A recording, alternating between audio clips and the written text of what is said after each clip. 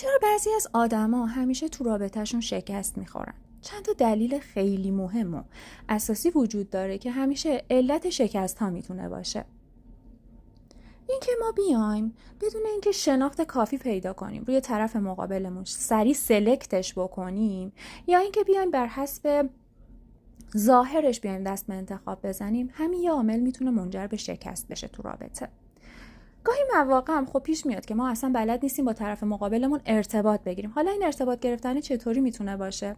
اینکه وقتی من بیام توی رابطه‌ام دچار مشکل بشم، ولی به جای اینکه بیام اون مشکل رو حل بکنم، سکوت میکنم، مشکل رو پنهان میکنم، یا اینکه اگر دچار مشکل بشم میام سری دعوا راه میندازم. در واقع من بلد نیستم مهارت ارتباطی بگیرم. همین نداشتن مهارت ارتباطی میتونه خودش باعث جدایی بشه.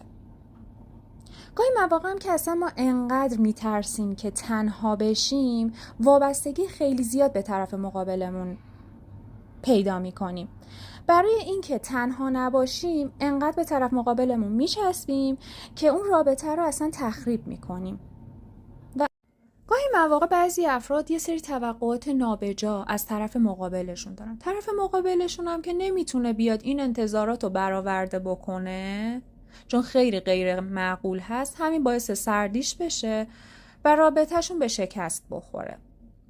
یه مواقعی هم که ما با یه سری الگوهای ناسالم خانوادگی رشد کردیم، توی خانواده ناسالم بزرگ شدیم و یه سری الگوها داریم، همون الگوها رو میبریم توی روابطمون و همین الگوها ممکنه دوباره تکرار بشه و دوباره یه رابطه ناسالم رو تجربه بکنیم.